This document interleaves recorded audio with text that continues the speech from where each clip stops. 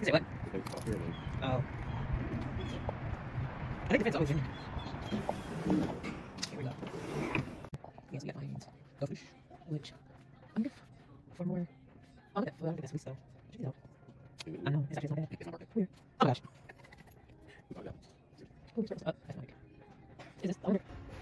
That milky cookie one was no for real. And I hate that it's purple too. I said I hate that it's purple too. I'm still tripping. He talking about somehow he want to be Santa Claus and Josiah could be the elf. I'm looking. Yeah, that'd be a cool idea though. If we want to do something for like Christmas.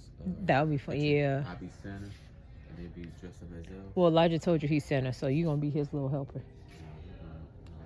No, Elijah gonna make you Rudolph. I'm not gonna be an elf. No, Elijah gonna mess around and make you Rudolph. Be like, you can be Rudolph. So these are not flannels. Okay, so I think that would be a bad idea. You be Rudolph. Yeah. This coffee one. That one's cool. Oh no, it was the s'mores. Oh, it's s'mores. S'mores. That's cool. It's probably hot chocolate though. That's Big Back. Right there with the food. Big Back? What's Big Back? The one with the food with the hot dogs and the. Alright, so we're gonna go with this one. And now it's the matching. I think these will probably be the better colors. For the inside? No, for the back of it. Yeah, that's what I mean. Yeah. Between that one. I think this one probably looks better. Yeah. I wish they had more of like a darker brown. Yeah, darker brown. I doubt it. Ooh, I like that purple. If it did, it would be next to this. Yeah. They seem like for the most part they're trying to put everything. Yeah. So which one you say? This one? Yeah. This one looks kind of yellowy. Compared to that, yeah. I was gonna say kind of go with this one, but. Or if I don't care much to have like a white backing. This one? No. It's not even put it up to it, no. Oh, what about this? That's not bad. No. I think it kind of brings it out. I think this is too orangey. And they kind of go with that fire. Yeah. I think that's a cool back. Yeah, you can go with that one. All right. Well, let's do this one. All right, and now the party begins. So we ended up getting 2 yards of both of them. So what you see us doing right now is we are just lining them up because I noticed one of them was like a smidget longer than the other side, but I just wanted to line them up because you do eventually have to cut out the corners. You have to do a typically it's 5x5. Some people would do like 4x4. You just want your corners to be squared. So I opted to do the 5x5 corners. And as you can see right here, this brown one went over like just a smidget. And yeah, so we just wanted everything to be lined up perfectly. So that way, when it was time to actually start the project, we wouldn't have a whole lot of issues.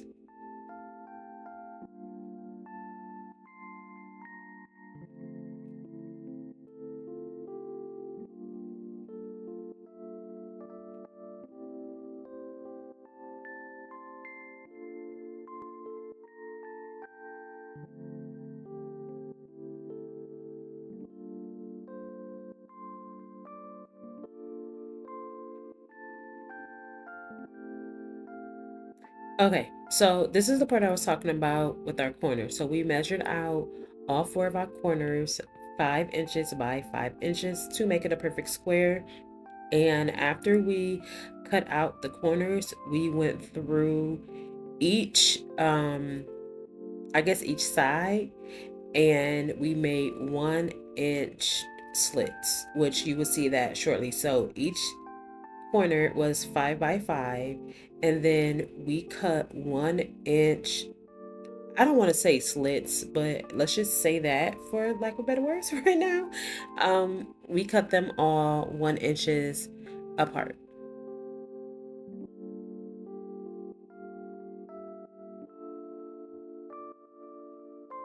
And listen to me, when you are doing this, make sure you have the right type of scissors, because you see the scissors that Ben has, he has just like some more regular scissors. The scissors I ended up using, I found those in my toolkit, and those cut a whole lot faster.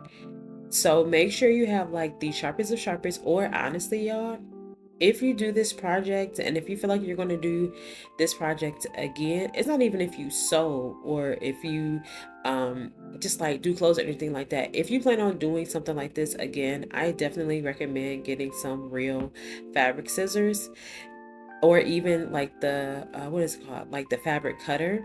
Cause y'all, this was ghetto. Like his hand was hurting, and then we switched off the scissors. You see those ones I got from my toolbox. So I am definitely cutting faster because they are a little sharper.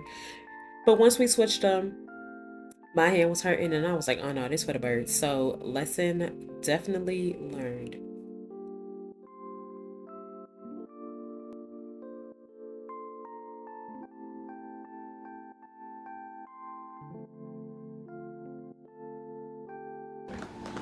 This is how it looks with all the fringes. Say hi. Hello. Yeah. So now though, we're gonna turn it over because when you tie them in the knots, I realize I'm not gonna care much for how they look, like down. Okay. So as I was saying, we gotta flip it over because initially my head said do no markings on the back side so you won't be able to see it, even though my marker, I already got it in my nose, even though my marker is a water soluble marker.